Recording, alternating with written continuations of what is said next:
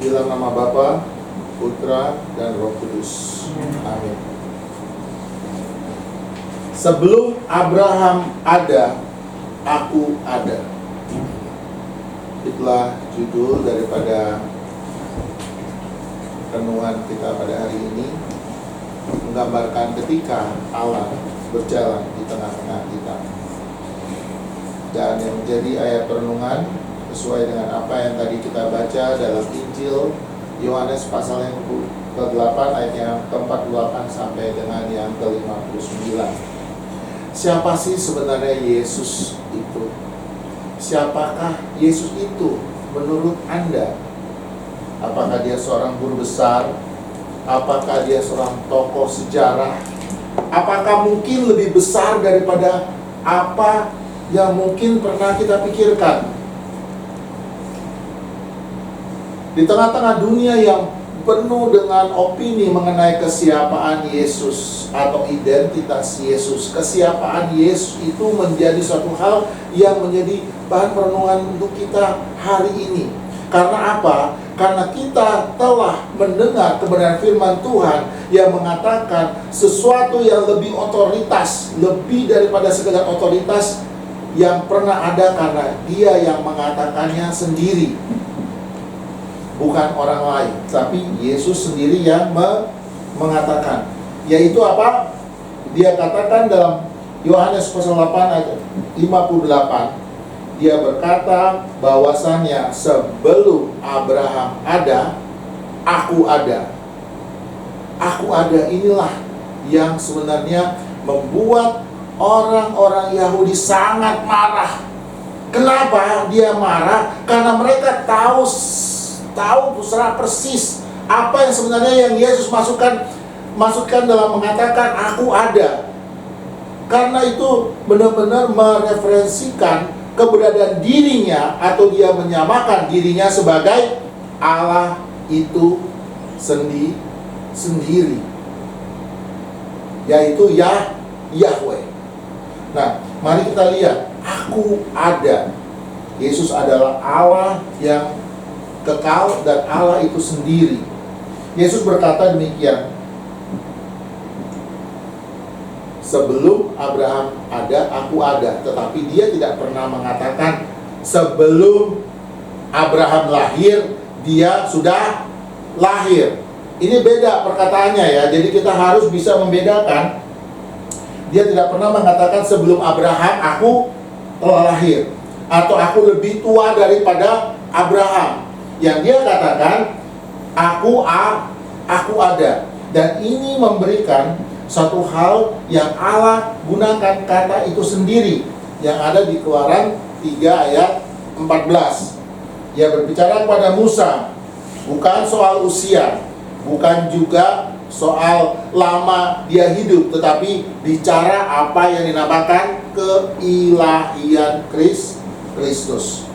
Dia berkata demikian, aku adalah Allah, aku tidak diciptakan, aku kekal, aku adalah sebelum waktu itu dimulai. Dan disinilah teologi Lutheran itu sangat-sangat dalam, yang mengatakan kita tidak menyembah manusia yang jadi Allah.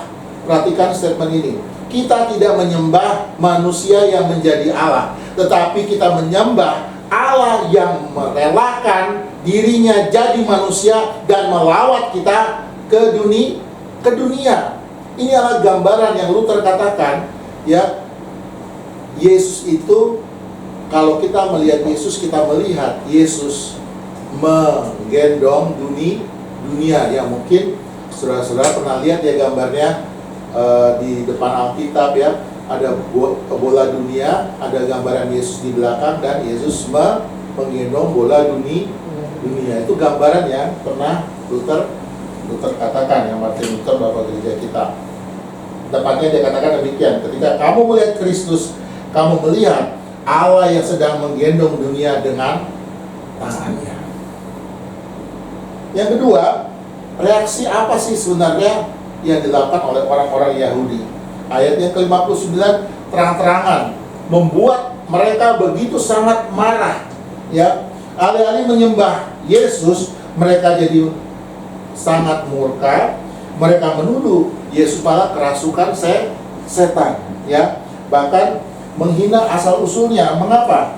Karena sebenarnya kebenaran itu mengganggu mereka, mengganggu otoritas yang mereka punya. Nah, di sini dijelaskan karena manusia berdosa tidak tahan menghadapi terang, ya. Kegelapan manusia itu tidak tahan melihat terang yang sejati yang ada dalam Kristus Yesus, di mana Dia mengatakannya secara terang-terangan, aku adalah terang dunia. Begitu aku datang, segala bentuk kegelapan sirna.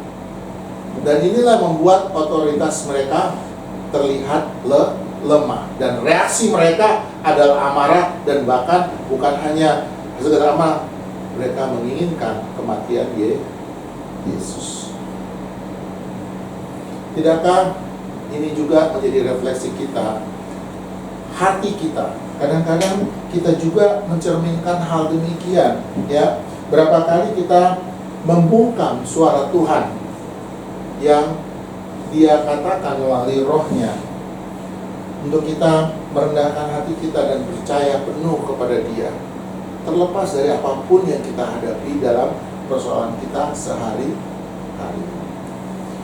Dan yang ketiga, kita mau bicara tentang Abraham yang bersukacita melihat hari Kristus. Di sini ada perkataan tersebut di ayat 56. Ya, Yesus berkata kepada Abraham, bersukacitalah karena melihat hariku. Apa sih sebenarnya maksudnya?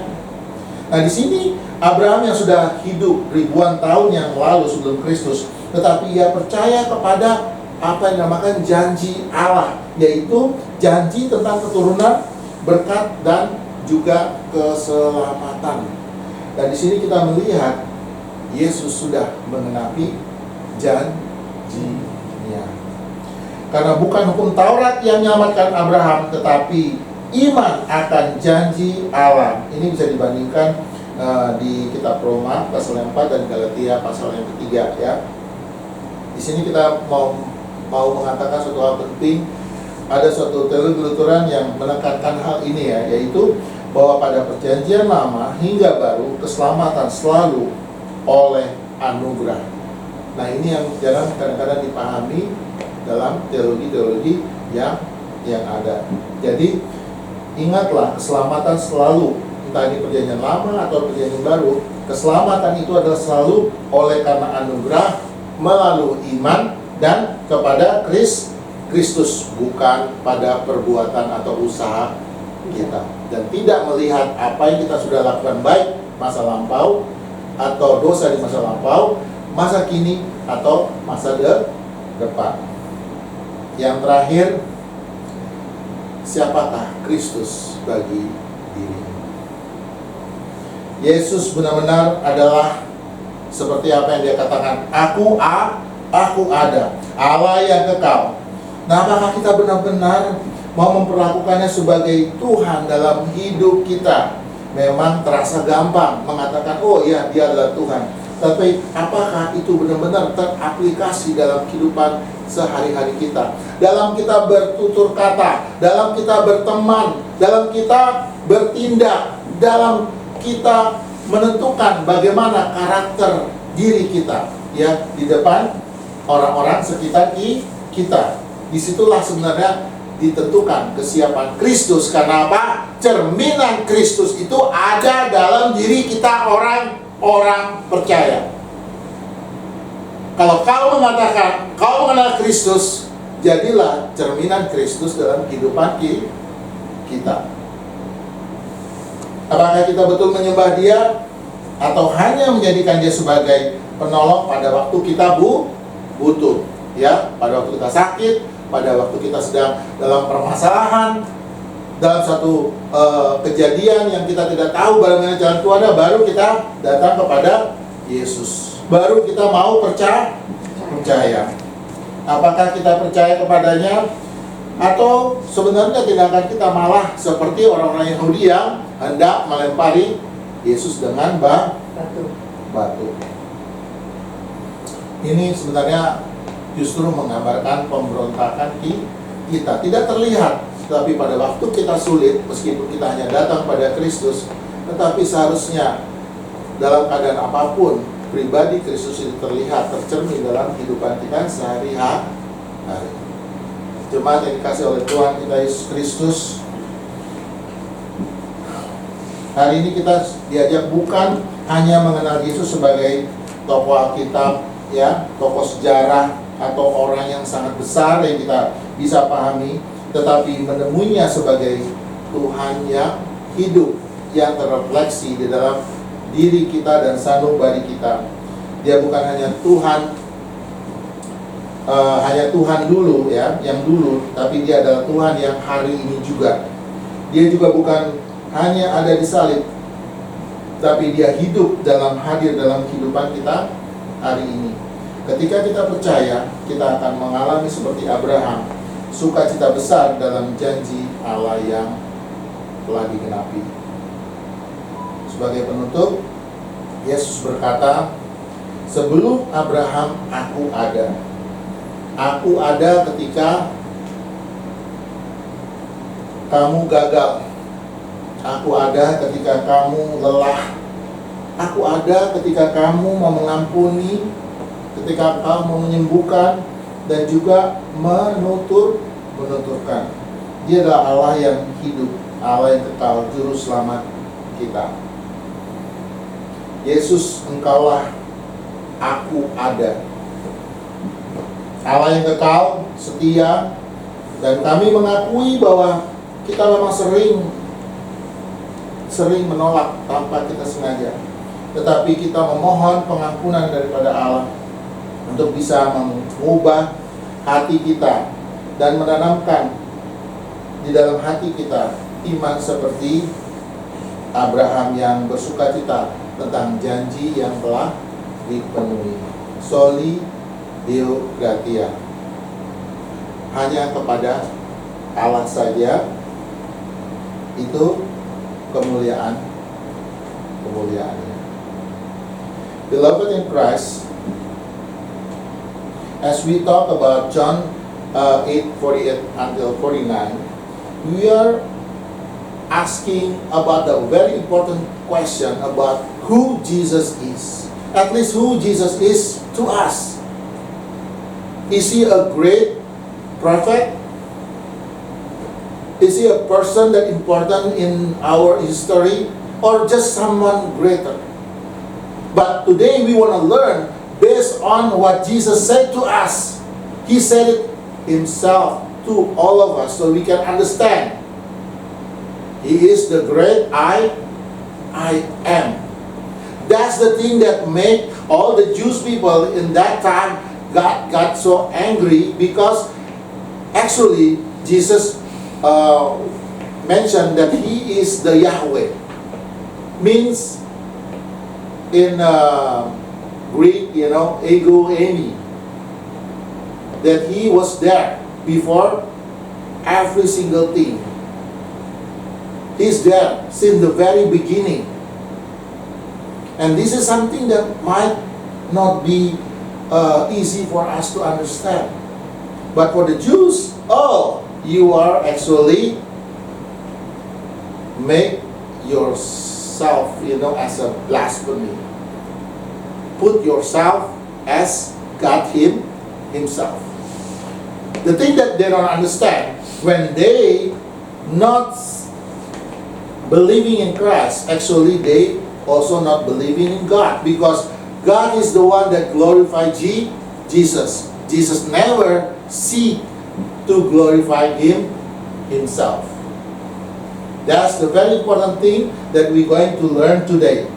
I am the great I am. Jesus is the eternal God. Jesus didn't say before Abraham I was born, but he was saying, or he mentioned that I'm older from Abraham, but he said that I am. I'm the great I am. In Greek, I mentioned it, ego eimi, the divine name that to use to recognize God in himself. When Jesus said to Moses, I am who I am. This is not about age, but it's about divine identity. The divine identity that Jesus mentioned. I am God, I am uncreated, I am eternal, I exist outside of time, beyond time. This is why the Lutheran theology speak clearly. We do not worship a man who became God. We worship God who became man as he willingness to be a man and visit us in this fallen world. As Luther said, when you look Christ, you actually looking God holding the world in his hand. So, what is the reaction that we can learn from the Jews? They dishonor and try to stone Jesus. Instead of falling into their knees and worship, believing in Christ, they try to pick up the stone. They accuse Jesus as being demon possessed. They insulted, that's the word, insulted his origins, his authority. Why? Because the truth comfort us. Because sinful humanity actually cannot bear the light. Because the darkness cannot survive with the light. When Jesus says, I am the light of the world, those who live in the darkness often choose to snuff out of the light rather than be exposed. We have to try and hide because we live in the darkness. Once the light of the world, Jesus Christ, that actually light our heart. So why? Instead, just like Jews, when the light of the world, Jesus, shine upon their heart, they're supposed to worship Jesus, not pick up stone and try to throw them at him. So, isn't that's mirror ourselves, mirror our own heart? How often that we are silenced to God's word, clashes with our comfort.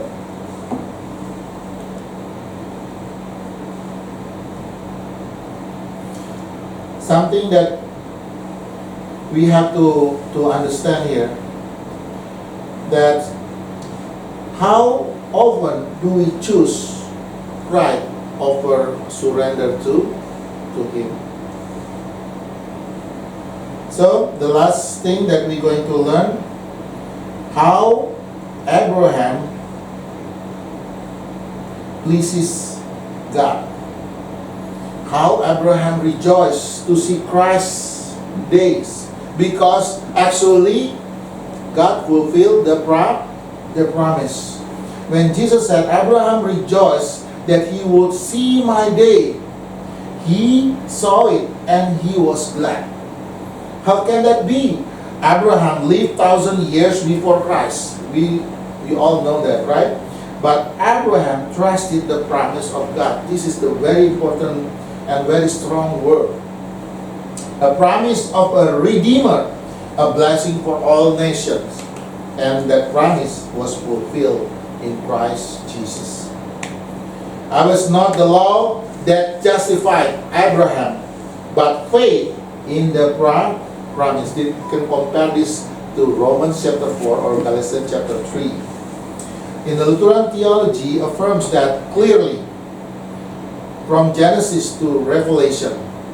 From Genesis to Revelation, salvation always been grace through faith in Christ, not through our good deeds or our good efforts. So we back again to the very important question: who Jesus is to you? Let's bring this question home. If Jesus truly is the great I am, the eternal God, do we treat him as Lord in our daily life? Did we treat Him through our activity that really represents and mirroring Christ in our life? Do we worship Him or just ask for His help when we are in trouble?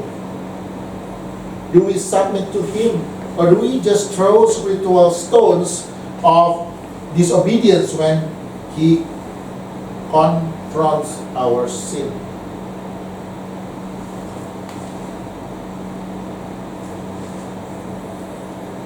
Beloved in Christ, today you are not just invited to learn about Jesus, but to encounter Him as the living Lord. He is not only the God of then, He is God of now, presence. He is not only the cross, but He is alive and present in our life. And when we believe, like Abraham, we all rejoice in the fulfillment of the God promises. In a conclusion, for you all today, before Abraham, I am. He is truly the great I am. He's also saying to you, I am when you fail. I am when you sad. I am when you forgive. And when you saying the truth about Jesus, He's the one guide you and save you. The eternal God, our Redeemer. So, we now ask Lord Jesus today, as He claimed Himself as the great I am, the eternal and faithful God, we confess ourselves that we have often rejected You, rejected Christ with our thought and also action. We ask for God forgiveness. Transfer our heart to teach us to trust You as Abraham trusts God and rejoice in Your promise and believe to live life in Your truths. Soli Deo Gratia. To God alone all the glory. In the name of the Father, the Son, and the Holy Spirit.